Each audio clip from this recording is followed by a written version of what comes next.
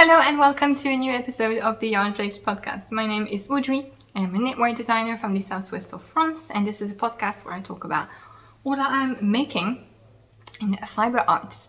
Thank you so much for joining me for this new episode. I hope you're doing well. I am a bit in a chaotic mood. I haven't recorded a podcast in a little while, so I have a few design things to share with you and a few different projects that are going to be quite bright overall after the first one, which is the sweater that I'm wearing. This is going to be the little respite, and then we're going to jump into flashy colors, so I hope you have sunglasses with you. But yeah, that's the plan. It is quite hot here at the moment, so I apologize if I am a bit rambly. Not that I am usually not, but I spent 3 weeks at my parents' to keep their pets, and my parents have an AC unit, and of course I didn't need it because it was like barely 32 degrees Celsius, and I don't need AC for that. And of course, now that I'm back in my place with no AC, it is 40 degrees Celsius, which is such a joy. But well, this is what we are dealing with, basically. I am going to start. You can find timestamps to all the different sections of the podcast in the description down below. So if you want to skip a project, find a section in particular, feel free to look at that. I also put links to everything that I talk about, the patterns and the yarns that I will be mentioning, as well as links to my social media, my patterns, which are for sale on Ravelry, Payhip and Lovecrafts, and my Patreon page if you would like to support my business and have access to some behind the scenes content. I am starting with what I'm wearing, which is a new design that I just published, and I need to sort of maneuver around so I can show you how it looks. So this is the Oleander sweater, which is an all-over lace pullover, which is like nice and airy. It is worked from the bottom up, so you can start right away with the lace and the scalloped edge, or you can add a ribbing portion. When I started the test knit, a lot of my testers wanted to add some ribbing, and so I added this this option with their suggestions.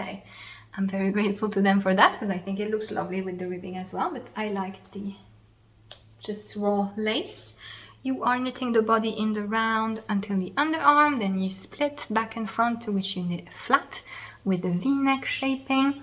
You have short row shaping on the shoulders, which you do without the lace pattern, so you don't have to deal with short rows in lace.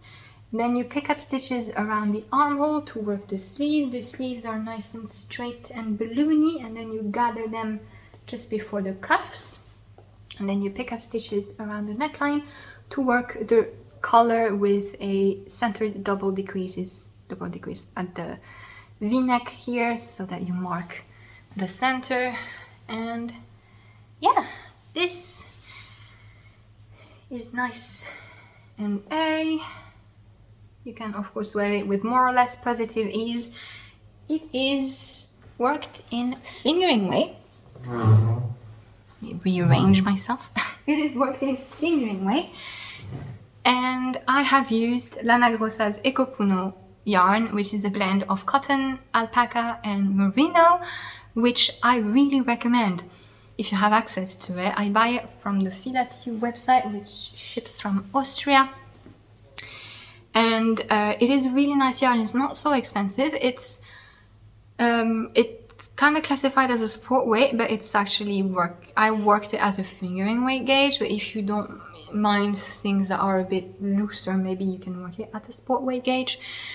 But it is very nice. It is super soft. I think it's the softest yarn I ever had, while still being very light with the cotton and the alpaca, which gives a really nice little halo. It allows you to have that fuzzy thing without having to hold a mohair strand or anything, and it's a true fingering weight, so it's fine, and it's really nice.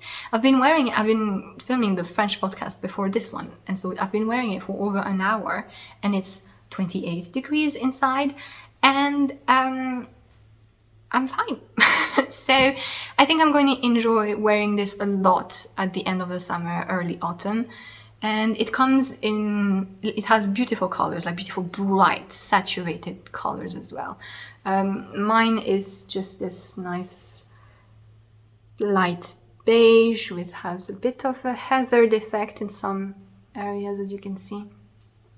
It has a lovely definition, and yeah, any fingering weight will do the job, though I would only recommend avoiding, that's a weird turn of phrase, I would avoid things that are a bit too drapey. So things that are majority alpaca, things that have too much silk, only because you might have something that drags down with the lace instead of staying floaty, you see. But yeah, BC Garn's BioBalance, which is a wool cotton blend, works fine. Knitpicks palette, whatever. And yeah, this is a Japanese lace motif, which I have used previously in my Xiris t-shirt, which is a t-shirt pattern where the lace is at the back only, the front is in stockinette, it's around the neck, etc. So it's a different chart and different gauge, etc. But it's the same motif. So if you liked the Xiris lace, it is the same one. This lace is being used quite a lot at the moment by designers. I think, if I'm not mistaken, I think it's also the lace in the Kutar designs from Sari Norun, except that she has the smoke stitches, I think, here, which was in the original Japanese motif. I deleted them, and it just makes it a bit more flat and a bit more like Art Deco arches thing. And yeah, it is a fairly intuitive lace to work. So you have an all-over lace pullover, right? But it's actually surprisingly easy to knit, and I am quite happy with how the testers felt about this and the feedback that they gave me, because basically the lace is divided, as you can see. You have lines that make it easier to see. It's simple stitches, there's nothing fancy, it's just eyelets, twisted knits, pearls, and left and right leaning decreases, and that's it. You don't have any particular manipulation to do.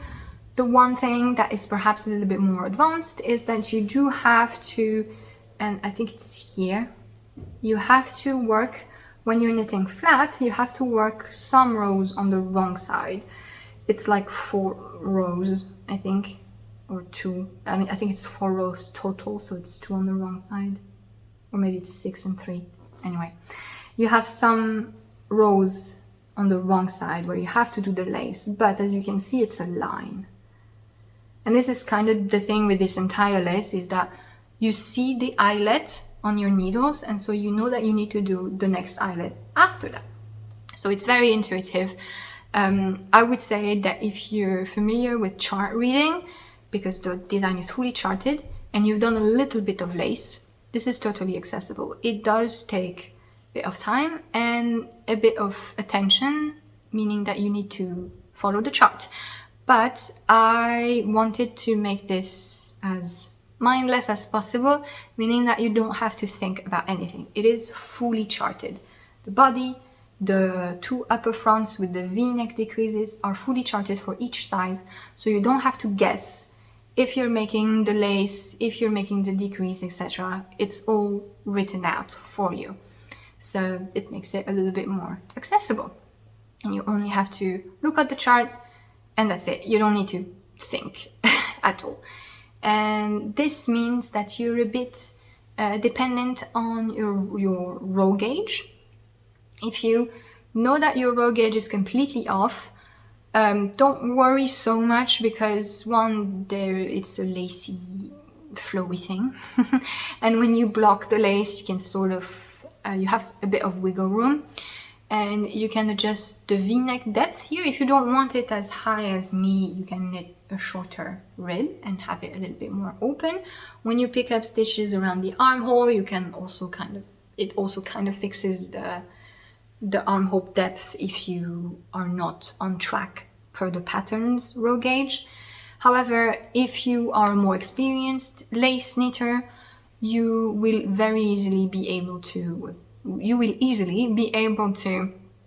make the v-neck decreases on your own, if you are more comfortable with that, and you can like emancipate yourself from the pattern.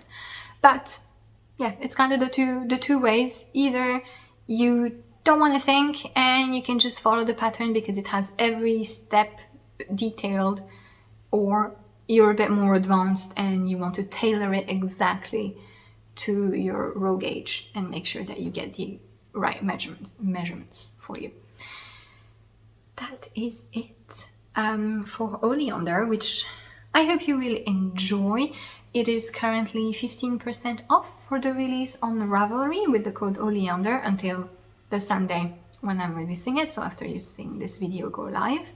And yeah, it is also available on PayHip.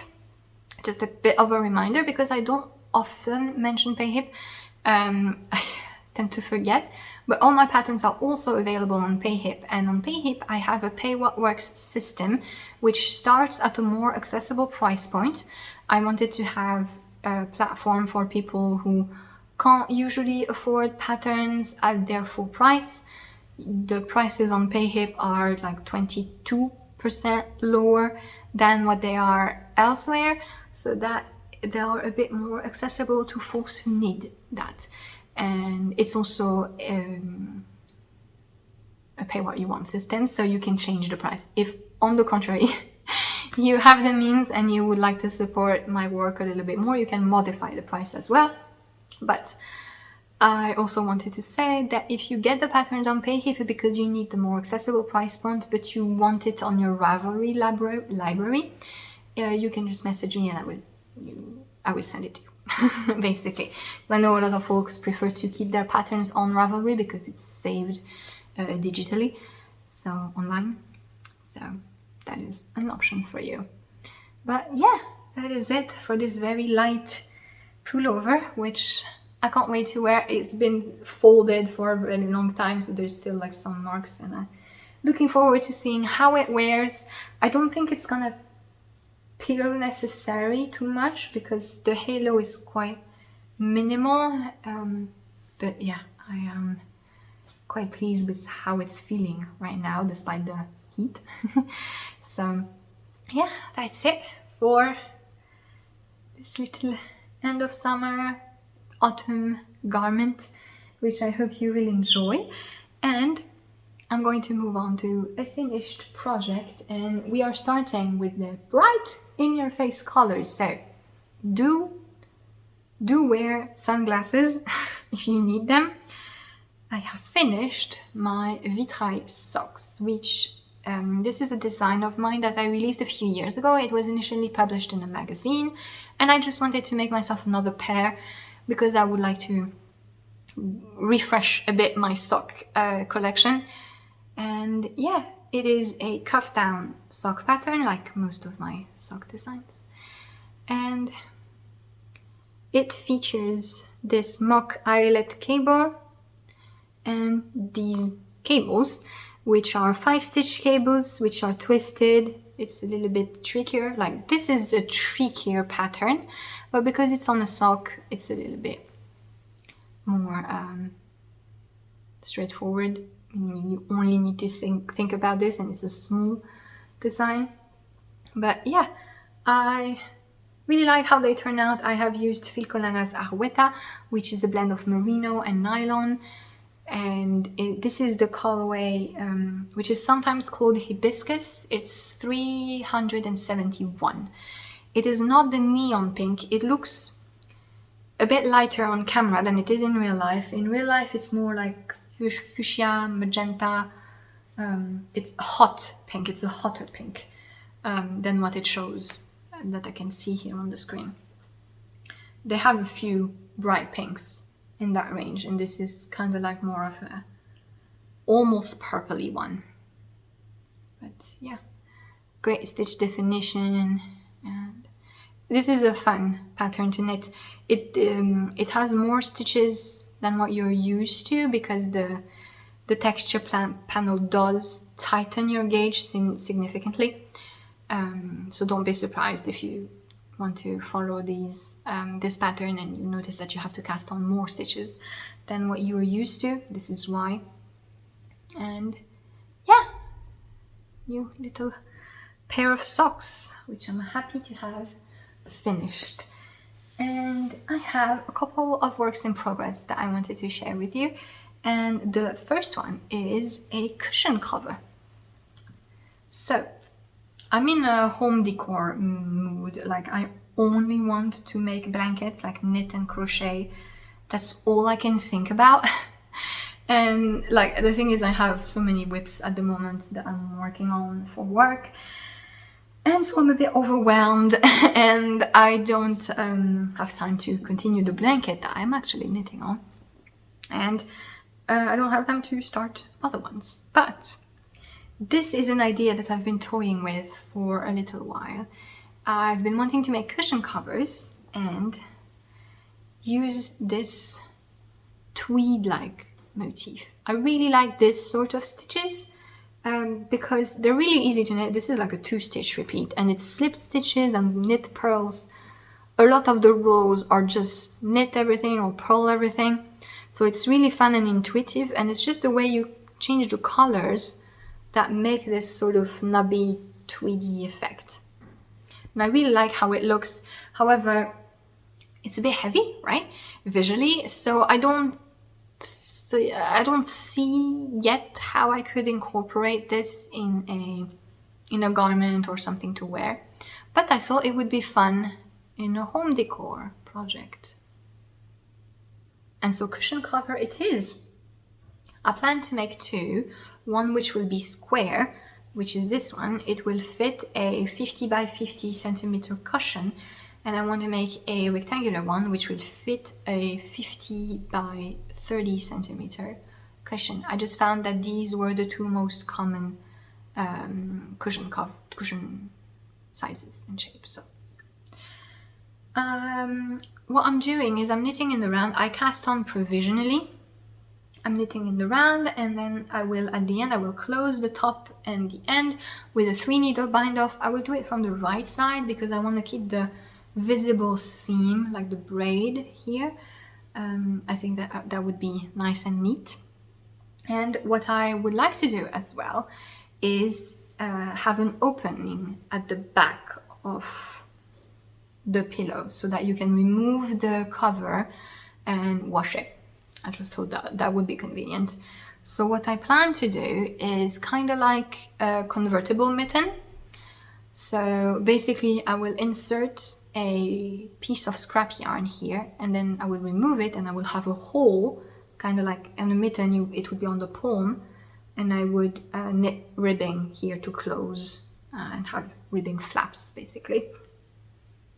And yeah, that's the plan. I hope it's gonna work. You could also insert a zipper, I think, very easily. I hope it's gonna work. This is the beginning of the round where you can see kind of the jog, so I will try to make it here. So that's the back of the cushion, and that is the front with a nice, neat, smooth pattern. So yeah, the yarns that I'm using, this is Woolbutt Cassia.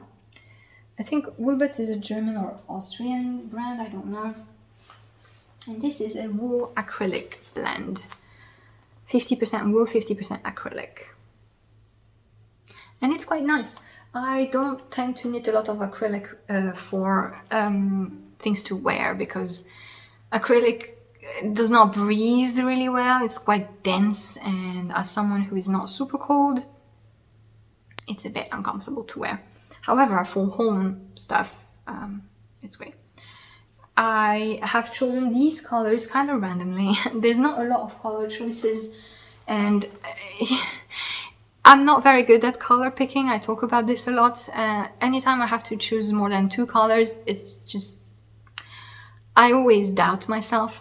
So I honestly kind of picked this a bit randomly. I just thought that if I would pick two like values of one color, of a neutral, like the 2 grays, and add just 1 pop of color, I thought it would look okay. And I think it does. I think pretty nice. This would look, however, very different depending on the order of color that you choose. So, yeah, that is just it.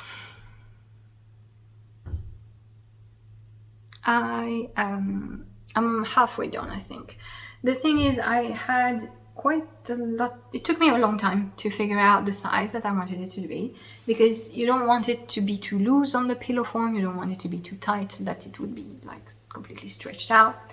And the thing is, so I need to consider a bit of negative ease, and I also need to consider that even though I'm thinking 50 by 50 centimeter, the pillow is not a square. It's like it has depth, so it's a circumference.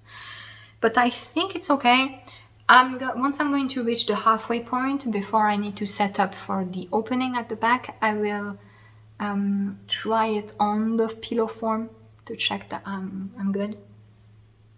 And yeah, I have plans, so like I said, for a rectangular version, which will be in this yarn. Come back. Wants to escape. In this yarn. So this is Landlust Alpaca Merino 100, and it's great. I really like it. There is a 160 version, which has 160 meters per 50 grams, so it's more like a sport decay weight. And this is 100, so 100 meter per 50 grams, and it's more like worsted Aran. And I have a few sweater quantities of the thinner one, because I just love alpaca and merino blend. It's my favorite blend of yarn. It's just, I love it. I love how versatile it is, because the alpaca adds some bit of fluff, which means that you can knit it at almost any gauge. It has a nice definition, it works in color work, it works in everything. I just love wool, sheep wool and alpaca blends. And this is a very nice one. Again, throws the colors a bit randomly. I think it'll be okay. It's a bit more autumnal. And I'm not sure it will knit up exactly the same, because I'm knitting this quite tight because it's a cushion cover. But because I'm afraid the alpaca will relax a bit more. So I'll see if I can get the same gauge, or if I'll have to tweak things a bit to have my sample in this yarn.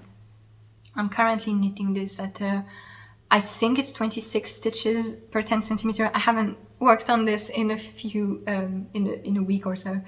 I think it's 26. So for a worsted weight, because of the stitch pattern and because I need it to be quite dense. But yeah.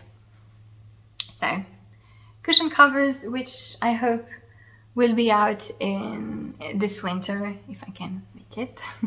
But yeah, I'm having lots of fun with this, and yeah, like I said, I'm really in a house decor mood. I want to like crochet 52 blankets. I want to make tapestries and things.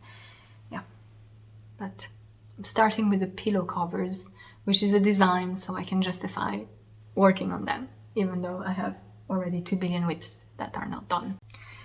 And I have one last work in progress, which is also pink, so brace yourself. It is this one, and it is a future design. It's going to be a drop shoulder cardigan with a v-neck. And yeah, so I'm currently working on the body. I have a little stitch marker to show you, because I was contacted by Julie from Apollonie to partner with her and present to you her flowers markers. So Julie is a knitting notions maker. She crafts project bags, knitting markers, progress keepers, etc. And I've been getting some of her products for a while now, but mostly for gifts. I have one of her row counters, but I have never bought markers for myself. I've always gifted them because I think they make really nice gifts. So when she contacted me, I was happy to say yes, because at least that meant that I would get some of the markers for me. So she designs those markers, she illustrates them, and then she makes them, and each month she chooses a flower. And this is July's marker. It was the wisteria, which I told her was really fun because wisteria is one of my favorite flowers, so it was convenient that she contacted me in July if that was the flower that she chose this month. I never actually had wisterias. I know they're supposed to be a pain to maintain, but yeah, this is what it looks like. So I got the Progress Keeper, which is a closed ring that you snap open and close like this. And yeah, so they're really nice and detailed. I have a little coupon code for you to use that Julie made for me. So it's the code Yarnflakes, and it will give you 10% off your order. So she has the pre-order system for the flowers. So basically it's like a subscription, and every month you order the flower. And so if you use the code for this, for the subscription, the discount will be on the first payment. And she will have an update soon with the markers of the summer. So if you don't want the surprise, you can just wait until she updates her shop, and she will have them available for you to purchase normally. She should also have some nice project bags soon. And if you are using the coupon code, this is a partner. Hello, focus on me, please. Hello. Yeah. She will give me a commission if you use the coupon code. So I will receive a little commission for every use. So that is how the partnership works. If you would like to support Julie and or me by using the code. So yeah, just hooking it on. It has a smooth closure, which I like. I've been using it on the bamboo work in progress as well, and it hasn't snagged it, so that's nice. What I'm knitting is going to be a fairly simple design. I mean, you know what simple for me means? It means it's just like, it's not all over lace, it's just a little detail. And so I have on the sleeve here a panel, which is actually a mock cable eyelet panel. So it's the fake cabling. It's not actual cable, but it's lace. And yeah, I wanted a quite wide balloony sleeve, but not too thick at the wrist. So what I did is that I placed some decreases here and then more bunched up at the wrist to have that sort of balloony effect. And yeah, so this is the panel, and I will repeat it at the end, just like a fine line before the hem of the body, and then I will work a 1x1 ribbon like I did on the cuff. I intend to make a double knitting button band. Now the thing is, I don't know why I got so obsessed with the idea of making it while cutting as little ends as possible. I'm usually not someone who is too bothered by weaving in ends. Like, I will design things with lots of color changes and I have to weave in a lot of ends, etc. And I don't mind it. But for some reason, while I was figuring out the button band, I thought, like, why would I cut yarn here? And it's just, for some reason, I decided to try and make it so that you don't have any ends to weave in besides the beginning and end of the button band. Not even the beginning, because you can do it continuously from when you bind off the hem. So actually you will only have one end to weave in at the end of the button band. If it works. Yeah, I don't know why, but basically what I plan to do is, you pick up stitches around and then you knit the button band perpendicularly here, and every time you go onto the cardigan edge, you attach your button band to the edge by working with one of the stitches that you pick up, and you just go back and forth like this, and this is how you make the button band. And yeah, basically the thing is, you have to pick up in a certain direction, then you have to knit in another direction. Then if you're making the buttonholes, I have big buttons, cream buttons, which I would like to use, and I think I can try and make buttonholes in a way that will not require me to cut yarn. But I don't know if there will be big enough buttonholes for the buttons that I have planned, so I will see. But yeah, it's just a thing that I'm trying to do, is have a button band that actually is one smooth project. And obviously what's going to happen is that I'm going to run out of yarn in the middle of the button band, and I'm going to have to change yarn balls, so it's kind of pointless, but it's just like one less ends to cut. I don't know why, that's just the thing that I wanted to do. But yeah, I'm using a yarn that I'm not so convinced by. I have quite a lot of things to say. It is the Ubi Friends Extra Fine Merino. It is a pure superwash merino, and it's supposed to be a sport weight because it has 165 meters to 50 grams, but you should really knit it at a fingering weight gauge.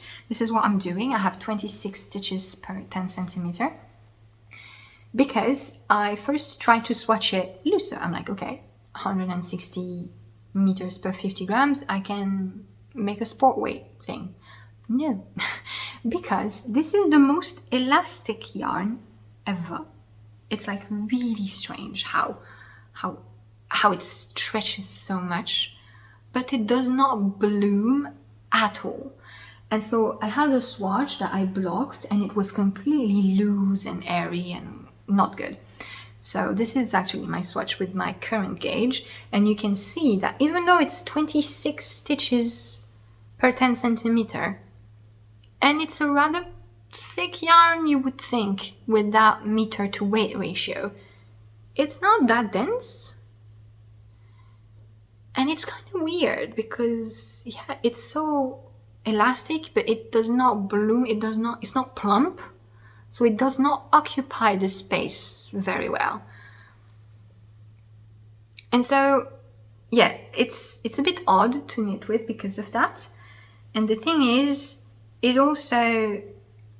has a good definition, so it's a 4-ply, and each of the 4-ply has 2 plies, so it's very round. It has a good definition, a bit too much, because it shows flaws so much. Like if you look at my short rows, and I'm not the neatest knitter, like I don't have the best tension, right? But even so, at that gauge, my short rows, like, they shouldn't be this ugly. Like, it's very rare that they're this visible for me. And it's just, yeah, it's not the neatest yarn. And one of the main problems is that it has a lot of plying flaws, defects.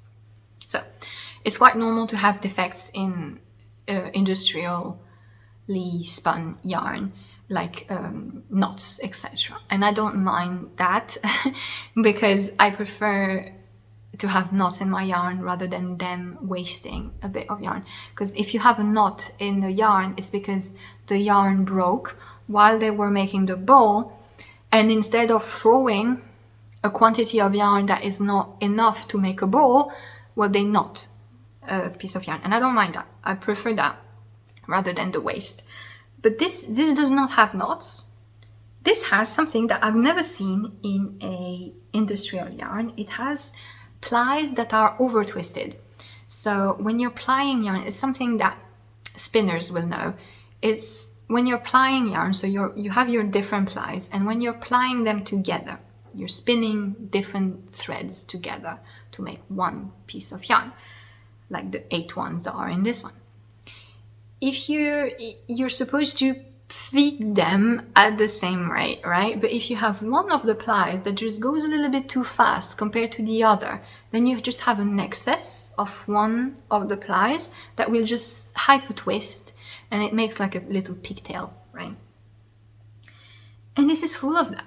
Like every 10 rows, there's that. And I have an extra ply. So it's not the entire yarn, it's just one ply, and you see how it's poking out and is twisty, and there's one more here, and yeah, There's one here. There's one here. See? And it's about every 10 rows. And that's a lot. Yeah, it's just that one ply that goes off, but it makes an irregularity in the yarn, and it just shows. It just shows, and I don't think, like, it makes the knitting quite terrible. Well, it's not terrible, but it shows a lot more flaws than what I would expect knitting at that gauge, basically. So yeah, that's kind of the negative side. And the thing is, you have to think of the cost of the yarn, right? I would accept more flaws considering how cheap the yarn is. But the thing is, this is not super cheap. This is not one of the Hobbies really cheap yarn. I think this is like €7 per 50 gram balls. But the problem is, because it has only 160 meters per 50 gram, you need to buy more balls because you need to make a fingering weight quantity with less meters per ball. So you need to buy more. So it actually is not that cheap compared to other yarns like Filcolana Zarweta, like other superwash merino, fingering weight superwash merino that are a bit cheaper, a bit more meters per ball of yarn, and don't have that many defects. Now, maybe I have a bad batch. That totally happens. It's very common to have like one batch of yarn that is bad. So if you have knitted with this yarn, I would like to know if you had the same problem as me, or what was your experience knitting with it, because like it has also some good things, like it's very soft, it has a nice drape, and it has a good color palette. So yeah, that's kind of what I'm trying to balance to see if the yarn is worth it for me, if I would consider getting it again for another project. I think what will allow me to make up my mind is how it wears. Will it felt? Will it peel? Will it grow into an ugly, shapeless mess? That is kind of the question. And so I will see after that if I can decide whether it's more positive or negative. As for the knitting experience, I'm more on the negative side, to be honest, but yeah, it can change, because if it wears well, I would consider knitting it again. I think it would be interesting to pair it with another yarn, you know, hold it double with mohair or something, but not really cost effective. But yeah, so that is the colorway 47, by the way, which is the neon pink. Very subtle. And yeah, I think I'm almost done with the body. I should start the lacy section soon. I think it's just gonna be a fine band all around before the ribbed hem, which will be bigger. And yeah, let's see if I can make that button band work like I want it to. It shouldn't be too complicated. Like in my head it works, but sometimes my head is not in the same reality as the actual knitting when it happens. So sometimes I write up patterns and I'm like, yeah, sure, whatever, this looks great, this works, and then I'm actually knitting the thing and I'm like, there's something really stupid that I haven't thought about, and so I'm like, how? But yeah, we'll see how it goes. And that is what I wanted to share for this episode. I hope you enjoyed. Thank you so much for watching. I will see you again very soon. I wish you a very happy end of the summer. I'm trying not to melt, basically. And yeah, happy evening, afternoon, rest of the day whenever you're watching this, and I will see you next time. Bye!